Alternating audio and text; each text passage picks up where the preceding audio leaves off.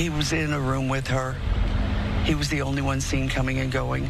So I can't accuse him because I don't know what happened in that room. But the summation would be that he did something. Bienvenidos a este canal donde hablo de casos reales. Hoy traigo una recopilación de casos que salieron a la luz en el mes de noviembre y que han dejado a todos bastante impactados. Como ya sabéis, la plataforma últimamente no está recomendando mi contenido, así que os pido un like para poder darle un pequeño empujón al canal. Dicho esto, muchas gracias por vuestro apoyo y ya os dejo con las historias de hoy.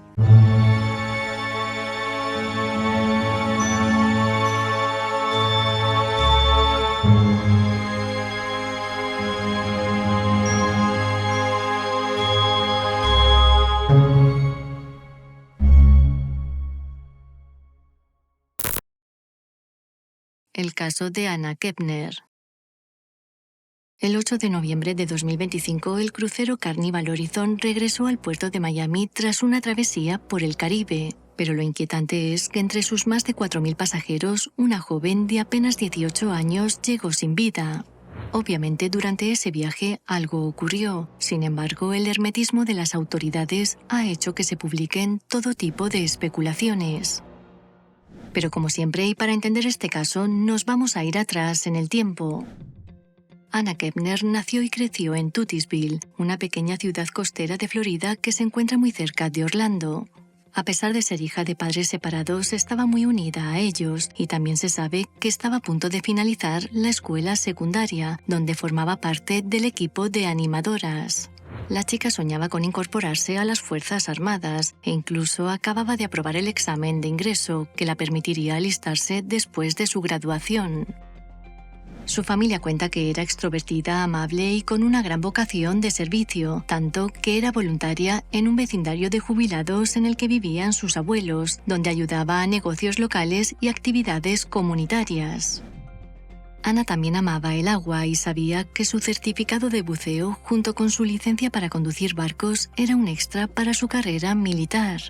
Por otro lado, como muchos jóvenes de su edad, también compartía su vida en redes sociales, especialmente en TikTok, donde el pasado mes de mayo publicó un vídeo durante su primer crucero de Carnival.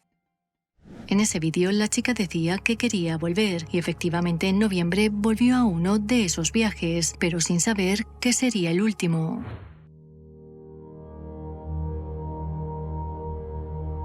El 30 de octubre, antes de zarpar, Anna compartió un selfie frente al espejo con un mensaje que hoy resulta inquietante. Este mensaje decía: «Merece ser feliz, pero si no es conmigo, ni forma».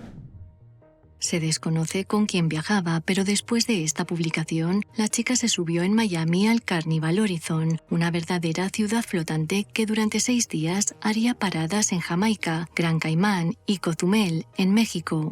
Según varios medios, al principio todo iba bien, hasta que el viernes 7 de noviembre, a eso de las 11 de la mañana, el sistema de altavoces del barco emitió un aviso de emergencia médica. Testigos cuentan que a partir de ahí comenzó a haber un gran revuelo de personal médico y tripulación. Todo esto era porque Anna había sido encontrada sin vida en su camarote, en circunstancias que aún no se han hecho públicas. Según el Departamento del Médico Forense de Miami-Dade, la hora de la muerte se registró a las 11:17 de la mañana del viernes, un día antes de que el barco regresara al puerto.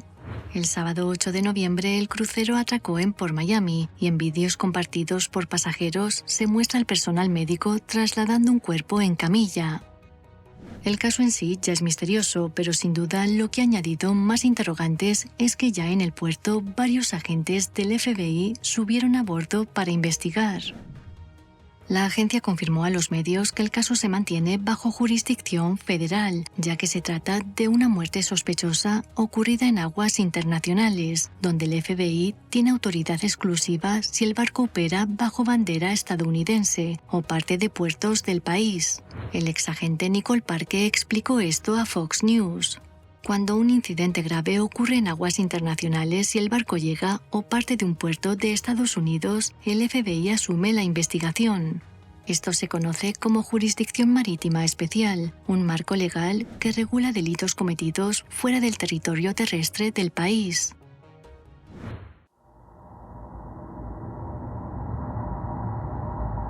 Bueno, pues hace tan solo unos días el caso ha dado un giro radical con las informaciones que se han publicado en la prensa y también porque han hablado testigos y familiares de la chica.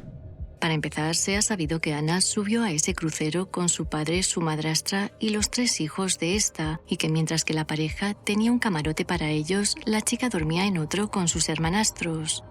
La mañana del 7 de noviembre, Anna no se presentó a desayunar, así que su padre fue hasta su habitación para ver si estaba bien, sobre todo porque la noche anterior se había sentido bastante indispuesta. Pero como allí no la encontró, el hombre, muy preocupado, se puso a buscarla por todo el barco junto al resto de su familia. Poco después, la señora de la limpieza fue al camarote de Anna y sus hermanastros e hizo un descubrimiento inquietante. Y es que al parecer, debajo de una de las camas estaba el cuerpo sin vida de la chica, envuelto en una manta y cubierto con chalecos salvavidas. Se sabe que antes de eso, Connor, su hermanastro de 14 años, escuchó dentro gritos y ruidos como de alguien golpeando sillas. La autopsia determinó que Anna había fallecido tras ser privada de aire y, según el forense, los 2 moretones de su cuello indicaban que se había producido con una barra o con un brazo que la inmovilizó para no permitirle respirar. Por otro lado, confirmó que aunque el cuerpo apareció sin ropa, no había señales de abuso, ni tampoco rastros de sustancias o alcohol. Tras el devastador descubrimiento, comenzó la ronda de interrogatorios para determinar quién asesinó al adolescente, mientras que por su parte la compañía de cruceros entregó al FBI las grabaciones de las cámaras de vigilancia para ver quiénes fueron los últimos en ingresar al camarote antes del crimen. La primera hipótesis que surgió saltó enseguida a los medios de comunicación y con el revuelo formado, las autoridades confirmaron mediante un comunicado que uno de los hermanastros de Anna, de 16 años, era el principal sospechoso. Los medios llegaron a esta información por una moción de emergencia que presentó Chantel Hudson, la madrastra de Anna. En ella exigía posponer una nueva audiencia por la batalla legal a la que se enfrentaba contra su exmarido, alegando que uno de sus hijos se enfrentaba a un proceso penal. En los escritos judiciales se refleja la tormentosa separación del padre de sus 3 hijos, Thomas Hudson, y la lucha por la custodia. Parece ser que la mujer acusó a su exmarido de abuso doméstico y físico contra sus 2 hijos menores y que por eso ahora hay una investigación activa del Departamento de Niños y Familias de Florida. Del chico se sabe que sus iniciales son TH y que tras lo ocurrido en el barco fue hospitalizado por razones no reveladas. Ahora, mientras continúan las investigaciones, está al cuidado de un familiar por parte de madre. Steven Westin, padre del exnovio de Anna, asistió al funeral y allí contó más detalles inquietantes sobre su hermanastro. El hombre primero reveló que su hijo iba a viajar con ella en el crucero, pero que tuvieron una discusión y lo dejaron unos días antes de que ella zarpara junto a su familia. A esto añadió que el hermanastro de Anna tenía una obsesión enfermiza con ella, que la perseguía sin descanso y que ella le tenía miedo porque siempre llevaba un cuchillo encima. Steven también relató un episodio del que fue testigo su hijo. Mi hijo dice que ese muchacho estaba obsesionado con ella, que una vez estaban haciendo una videollamada de madrugada y vio como el chico entró en la habitación y trató de ponerse encima de ella. Está como enamorado, se siente atraído por ella como un loco, siempre quiso salir con ella. El hombre añadió que su hijo también intentó advertir al padre y a la madrastra, pero que no quisieron creerle. Precisamente el exnovio también habló con la prensa y contó lo que Connor le había dicho sobre la discusión en el camarote. Him yelling at her, like in a harmful way, of like shut the hell up and stuff like that. And that's when Connor knew something was going on. Like something was like banging around and stuff, and like the chairs were getting thrown around in the room. El chico también contó que Anna tenía tanto miedo de su hermanastro que a veces se quedaba a dormir en casa de sus amigos. She just didn't feel safe around him. She's scared to tell anybody because she was scared that he would do something to her. Por su parte, Heather, la madre biológica de Anna, declaró a los medios que se enteró de la muerte de su hija al ver las noticias, lo que deja evidente el conflicto familiar que hay entre ellos. Terminé buscando en Google porque la única información que tenía era que mi hija estaba en un crucero. Lo único que sé es que subió a ese barco y nunca regresó. Todos estamos desconsolados y llenos de preguntas. A raíz de esto se ha sabido que el 31 de marzo de 2023, la anterior exmadrastra de Ana presentó una demanda de divorcio contra su padre, alegando que tenía antecedentes de abuso físico y psicológico hacia los 2 hijos menores que tuvo con él, así como un régimen de visita supervisado. Sin duda, esto nos hace una idea de la situación familiar que vivía la joven. Ahora solo queda esperar al resto de investigaciones y, sobre todo, lo más importante, que se haga justicia. El caso de Bethany McGee. Bethany McGee nació y creció en Upland, una pequeña comunidad de Indiana conocida por su ambiente familiar y tranquilo. Hija de Emily y Gregory y muy unida a sus hermanos, se sabe que su padre es profesor de estudios bíblicos en la Universidad Taylor y autor de varios libros de teología cristiana. Todos la recuerdan como una chica amable, tranquila e increíblemente inteligente, cuyo tiempo libre lo dedicaba a participar activamente en su iglesia, disfrutar de la naturaleza, estar con su familia o ayudar a los demás. En palabras de muchos, Bethany era una chica normal, con una vida también muy normal y que no hacía daño a nadie. Tras graduarse en la Universidad Politécnica, se trasladó a Chicago para trabajar en Caterpillar como analista de investigación empresarial, pero por desgracia, en esta ciudad encontró el peor de los destinos.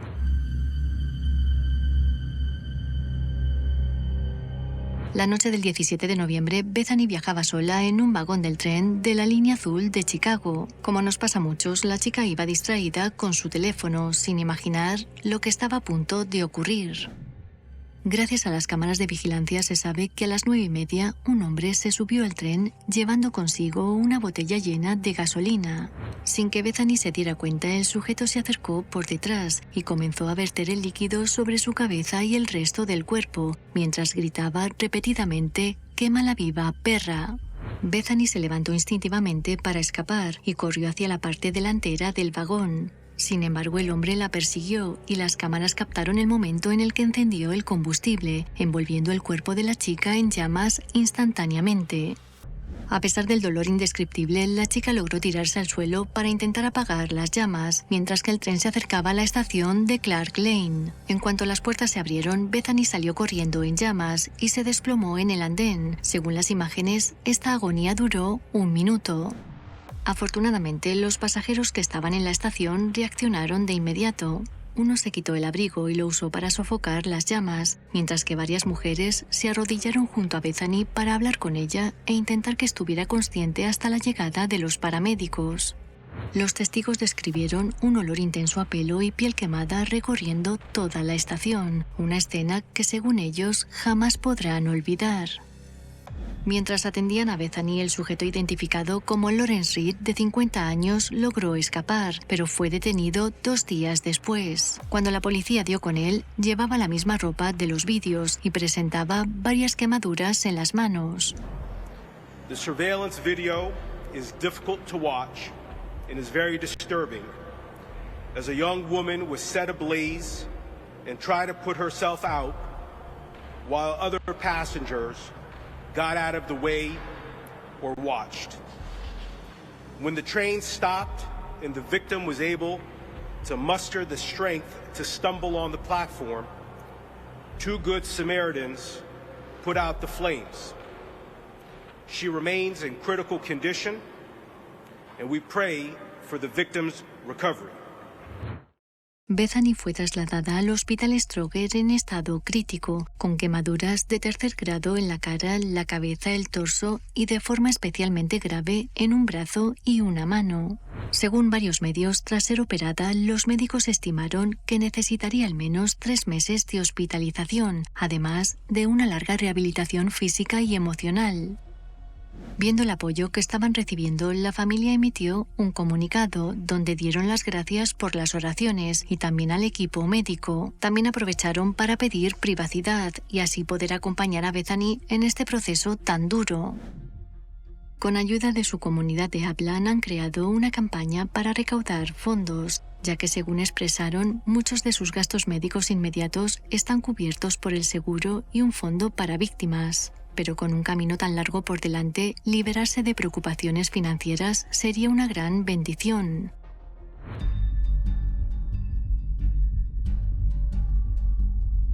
De momento se sabe por la investigación que durante décadas Reed acumuló un gran historial delictivo entre incendios provocados, agresiones agravadas y robos con asalto. Para que os hagáis una idea, desde 2017 había sido arrestado 72 veces. El pasado mes de agosto, y mientras estaba en el pabellón psiquiátrico de un hospital, Reed abofeteó a una trabajadora social tan fuerte que la dejó inconsciente. Por esto fue acusado de agresión agravada, y aunque los fiscales advirtieron a la juez Teresa Molina González que probablemente cometería una nueva agresión si quedaba en libertad. Pero para su sorpresa, esta le soltó con una pulsera GPS en su tobillo, alegando que no podía tener a todos los delincuentes en prisión.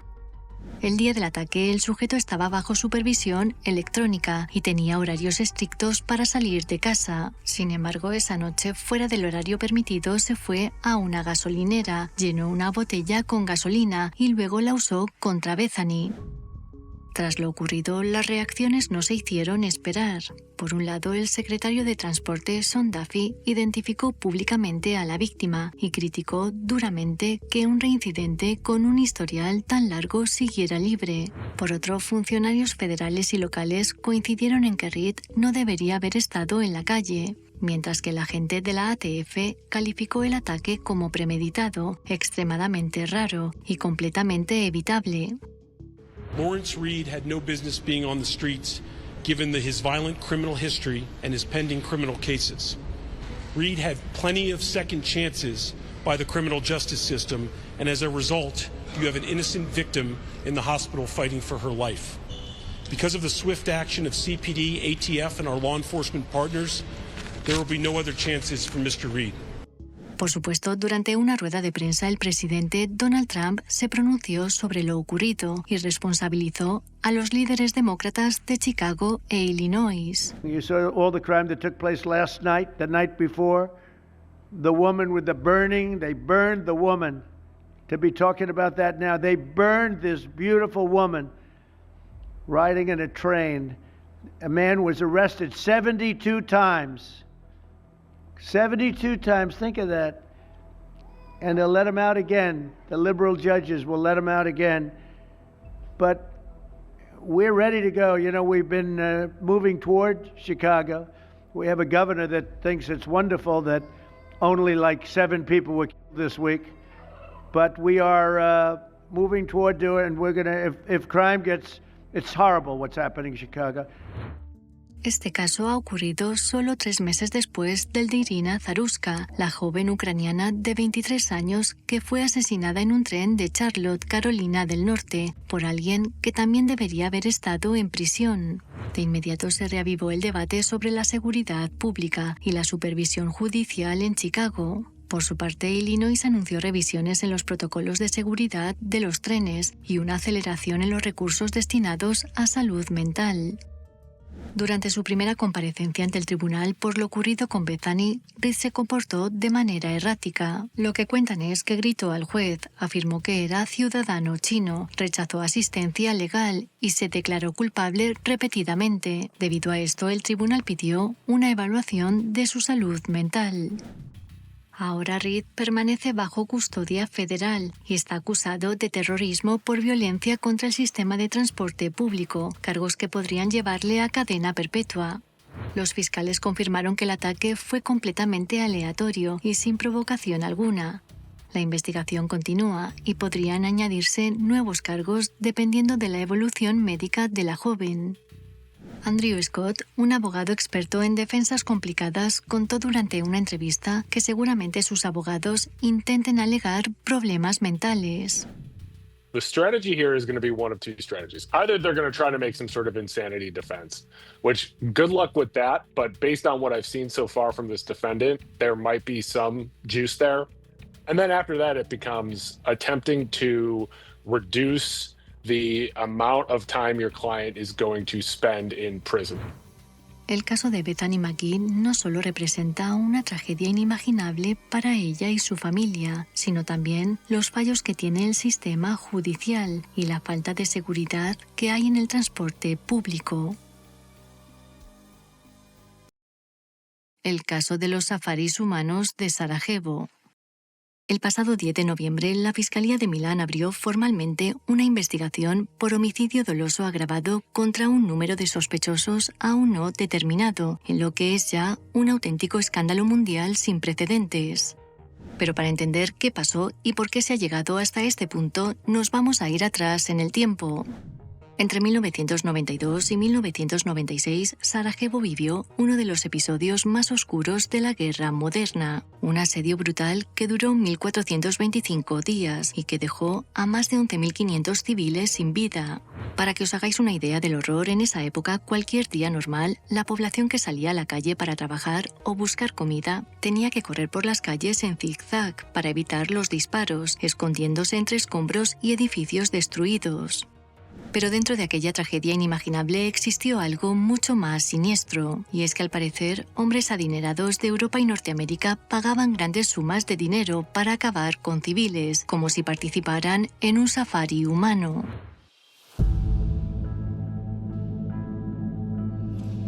Cuando el ejército serbo-bosnio rodeó Sarajevo en la primavera del 92, las colinas que dominaban la ciudad se convirtieron en posiciones estratégicas para los francotiradores. Desde allí disparaban contra civiles que salían en busca de agua, comida o simplemente intentaban cruzar la calle para ir a trabajar. En este contexto atroz comenzaron a circular rumores inquietantes. Entre los combatientes podían verse a hombres que no parecían locales, ya que llevaban armas inusuales para la guerra, ropa que mezclaba lo civil y lo militar, y se movían con torpeza por el terreno, es decir, que no eran soldados. A finales del 93, los servicios de inteligencia bosnios interrogaron a un voluntario serbio capturado en Sarajevo. El prisionero afirmó que había viajado desde Belgrado al frente junto a 5 extranjeros, al menos 3 de ellos italianos. De hecho, uno aseguraba ser de Milán. Esto fue algo que encendió todas las alarmas. El informe llegó a manos de Edin Subasic, agente de inteligencia militar bosnio. Después de esto, él confirmó que ya existían avisos sobre grupos de supuestos turistas que viajaban desde Italia para unirse a operaciones de francotiradores en Bosnia. Incluso señaló a la compañía serbia Biogenex como una de las utilizadas para transportar a estos visitantes. Al final, Subasic compartió esta información con los oficiales de los servicios secretos italianos enviados a Sarajevo en misión oficial. Según su testimonio, estos servicios secretos respondieron meses después, diciendo que habían descubierto que el safari partía desde Trieste y que lo habían interrumpido, pero jamás entregaron nombres ni detalles de los implicados. Los clientes casi siempre eran hombres ricos, como empresarios o profesionales influyentes que viajaban desde el norte de Italia, especialmente desde Lombardía, Piamonte y el Triveneto. Según el testimonio, entre el 93 y el 94, la ciudad de Magenta, muy cerca de Milán, llegó a convertirse en un punto de reunión, desde donde salían autocares mensuales. Oficialmente iban a entregar ayuda humanitaria en nombre de Cáritas, pero en realidad muchos pasajeros tenían otro destino. Desde Trieste cruzaban hacia los Balcanes y tras un trayecto vía Belgrado eran trasladados a Pale, muy cerca de Sarajevo, donde se integraban temporalmente en unidades serbias o también croatas, que les daban cobertura para disparar a civiles sin levantar sospechas. Los clientes, por así decirlo, llegaban en grupos de 5 o 6 personas, vestían uniforme de camuflaje y se ponían botas militares para mezclarse mejor con los combatientes locales. Se sabe que algunos eran cazadores experimentados en África y otros continentes. Sin embargo, todos compartían algo, y es que buscaban adrenalina, poder y una sensación de control extremo. Incluso existía una lista de precios macabra. Según Subasic, acabar con un niño era lo más caro. Después venían los hombres, especialmente si llevaban uniforme o armas. Por su parte, las mujeres costaban menos y los ancianos podían ser abatidos gratis. El precio de un día de safari podía alcanzar los 100.000 euros de hoy e incluso algunas fuentes hablan de 120.000. Lo que cuentan es que la brutalidad era tal que los francotiradores principiantes, tras completar su sesión de caza, solían celebrarlo con champán y ostras, y todo esto acompañados de soldados locales. Con el paso del tiempo, este fenómeno dejó de ser un secreto en Sarajevo y, de hecho, había periodistas extranjeros que lo comentaban entre ellos. Por su parte, los ciudadanos afirmaban haber escuchado historias sobre tiradores que no hablaban bosnio ni serbio y que usaban armas raras para la región. Ya en el 95, un periódico italiano publicó un artículo titulado Vacaciones en Bosnia, caza al hombre incluida. En él describían cómo algunos italianos se divertían acabando con civiles, aprovechando su posición elevada. Sin embargo, nadie investigó aquello. Durante el propio conflicto, el bombero estadounidense John Jordan, voluntario en Sarajevo en 1995, aseguró haber atendido a personas que claramente no eran del lugar, acompañadas por guías armados, llevando fusiles propios de la caza europea, más que de combate urbano. Años después, en 2007, declaró todo esto ante el Tribunal Penal Internacional durante el juicio contra 2 generales serbios. Esta fue la primera vez que la existencia de tiradores turistas quedó registrada judicialmente.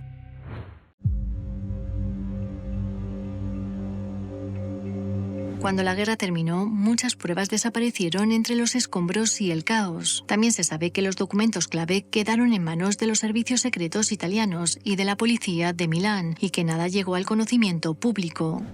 2 servicios secretos italianos guardaron durante más de 30 años información que podría identificar a implicados. Estaríamos hablando de médicos, empresarios, abogados, profesionales influyentes y al menos un rico propietario de una clínica privada de Milán, que aprovechaban los fines de semana para ir de caza. Mientras tanto, reportajes, novelas y testimonios seguían mencionando los safaris humanos, pero ninguna fiscalía abría una investigación, no había presión pública y las pruebas estaban fragmentadas o clasificadas. En 2022, el director esloveno Miran Zupanic estrenó Sarajevo Safari. Por si no lo sabéis, se trata de un documental que recoge testimonios de personas que afirman haber visto o haber tenido contacto directo con estos cazadores humanos.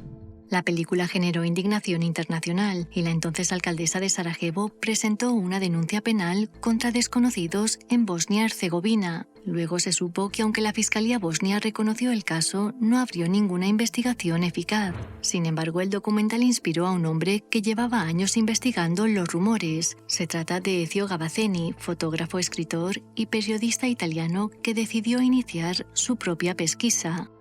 Durante casi 2 años, Gavazzeni recopiló testimonios, documentos y correos electrónicos, y hay que decir que su fuente clave fue Edin Subasic, el exagente bosnio de inteligencia militar del que ya he hablado antes. Subasic le describió el funcionamiento de los safaris, la lista de precios, los nombres aproximados de participantes y el conocimiento que tenían los servicios secretos italianos. Incluso llegó a identificar, según sus palabras, a uno de los francotiradores aficionados, aunque este se negó a colaborar diciendo que había dejado atrás esa parte de su vida. Finalmente, cuando Gavazzeni tuvo suficientes pruebas, redactó una denuncia de 17 páginas junto al ex juez Guido Salvini y también el abogado Nicola Brigada. La denuncia, que salió a la luz el pasado 10 de noviembre, señalaba que los safaris no solo habían existido, sino que además habían sido tolerados por parte de servicios de inteligencia occidentales y posiblemente organizados con implicación de autoridades serbias. Tra le testimonianze c'è anche la segnalazione di un banchiere di Trieste. Sì, i cecchini facevano questo, i cecchini turisti facevano questo, andavano, li chiamavano i cecchini del weekend perché tutto avveniva nel weekend. Si partiva il venerdì pomeriggio, si tornava la domenica pomeriggio. De momento, el fiscal Alessandro Covi es quien dirige la investigación, con el apoyo de la Unidad Especial ROS de los Carabineros. Sin duda, el llamado Sarajevo Safari fue una actividad organizada, internacional y brutal, que convirtió el sufrimiento de una ciudad sitiada en entretenimiento para hombres ricos que pagaban por quitar vidas. Durante décadas, la verdad quedó enterrada entre documentos clasificados, intereses políticos y el silencio de quienes sabían demasiado. Hoy, casi 30 años después del fin de la guerra, el mundo vuelve a mirar a Sarajevo y por primera vez existe la posibilidad real de que algunos de los responsables se enfrenten a las consecuencias de sus actos. La resolución del accidente de Air India. Como ya conté en vídeos anteriores, la investigación del accidente del vuelo 171 de Air India, que se estrelló el pasado 12 de junio, comienza a centrarse en una inquietante hipótesis. Y es que el propio capitán del avión, Sumedh Sabharwal, de 56 años, apagó manualmente los interruptores que controlaban el flujo de combustible de ambos motores. Hace 2 días, The Wall Street Journal publicó un artículo en el que afirmaban que habían accedido a las evaluaciones preliminares de las autoridades estadounidenses y también al contenido de la grabadora de voz de cabina. Y mucho ojo, porque lo que cuenta ayuda a comprender un poco más lo que pasó durante ese vuelo que apenas duró 32 segundos.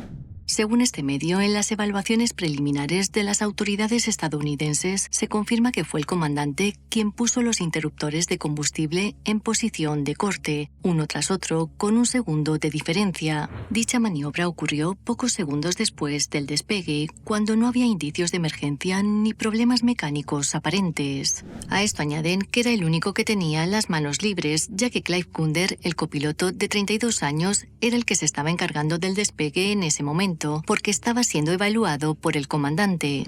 A su vez, la grabación muestra la conversación entre ellos y nada más despegar, se escucha al comandante diciendo a su primer oficial la frase «El avión está en tus manos». Segundos después, Kunder, con sorpresa y luego pánico, le pregunta a Sabharwal por qué ha desconectado el combustible, a lo que el comandante responde con calma que él no lo ha hecho. Kunder, no convencido con la respuesta, le repite la misma pregunta varias veces más durante los siguientes 6 segundos, mientras que la aeronave pierde potencia de forma irreversible. The co-pilot, meanwhile, reportedly expressed panic, while the senior pilot remained calm. Casi al mismo tiempo, ambos interruptores son reactivados, pero ya es tarde, y el avión se estrella dejando a su paso solo muerte y desolación.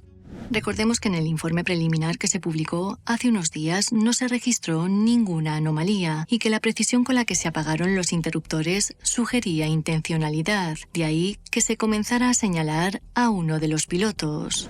Pero la grabación de la cabina podría ser aún más reveladora, ya que según Michael Daniel, inspector jubilado de la Administración Federal de Aviación e investigador de accidentes, hay varios micrófonos alrededor de la cabina, incluyendo los auriculares. Lo que cuenta este hombre es que según la ubicación de los micrófonos, es posible que se captara y discerniera no solo el sonido de los interruptores de combustible al apagarse, sino también la dirección de donde provenía dentro de la cabina, lo que ofrece a los investigadores información definitiva sobre quién cortó el suministro de combustible a los motores del avión. De momento, las autoridades no han querido confirmar si el corte fue accidental o deliberado, pero según el Wall Street Journal, hay funcionarios estadounidenses que creen que si el siniestro hubiese ocurrido en Estados Unidos, ya se habría abierto una causa penal que habría involucrado al FBI.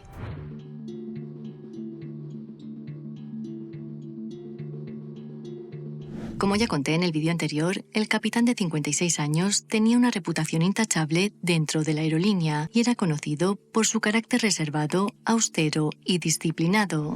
También se sabe que vivía con su padre enfermo y que era considerado un mentor por muchos pilotos jóvenes. Su apodo en la escuela era Sad Sack, traducido como un desgraciado, y todo por su semblante serio y retraído. A diferencia de otros, no tomaba alcohol, no decía malas palabras y mantenía una vida meticulosamente ordenada.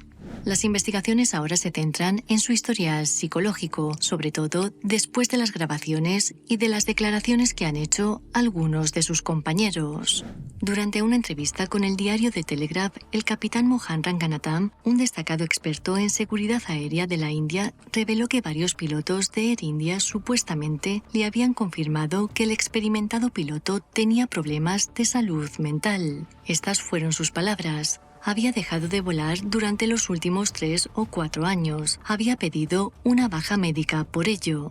También contó que en 2022 Sabharwal se tomó una baja médica por la muerte de su madre y que en septiembre de 2024, tras pasar un examen médico, fue dado de alta, lo que llevó a que la compañía le autorizase a volar de nuevo. The Telegraph informó que si bien Air India se negó a hacer comentarios, un funcionario que trabaja en su empresa matriz, Tata Group, dijo a la publicación que el capitán Sabharwal no había tomado ninguna baja médica y que el informe preliminar no obtuvo ningún hallazgo significativo. Por su parte, la presidenta de la Junta Nacional de Seguridad de Transporte explicó que ahora están centrados en evaluar si el accidente plantea riesgos inmediatos para los viajeros. De momento, ni Boeing, ni Aerospace, ni la Administración Federal de Aviación han emitido advertencias o directivas de seguridad, cosa que también indica que la aeronave no fue la que falló. El Wall Street Journal también publicó que tras su artículo, la Oficina de Investigación de Accidentes Aéreos de la India difundió un comunicado comunicado en el que instó a la prensa a no difundir narrativas prematuras, ya que éstas pueden afectar a la integridad de la investigación. En este comunicado, la agencia volvió a reiterar que aún es demasiado pronto para sacar conclusiones definitivas.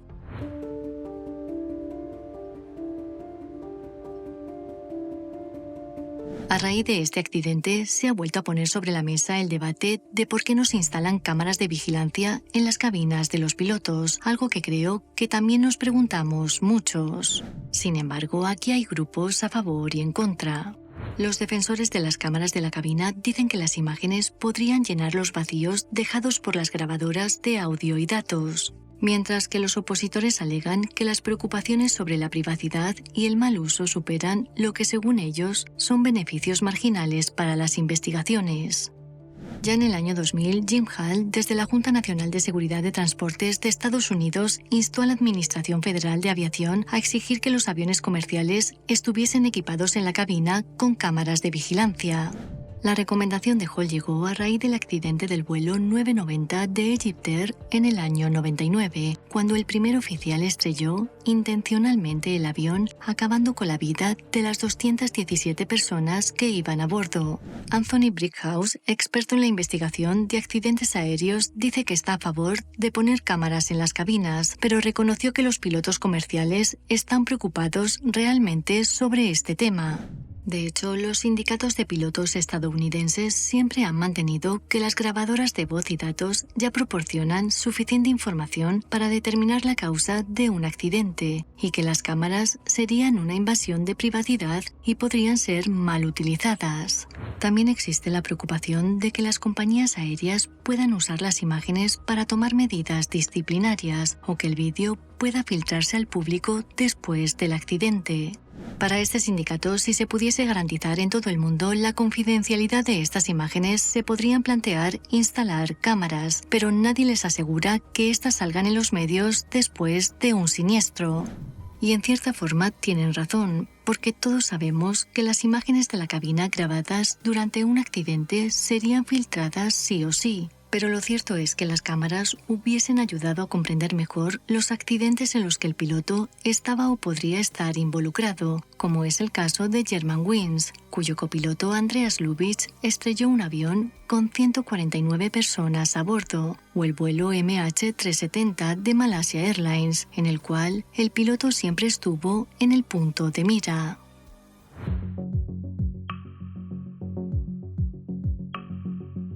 Bueno, pues esto pasó en julio y ahora la Corte Suprema de la India se ha pronunciado y ha afirmado que la investigación que hizo The Washington Post es básicamente mentira.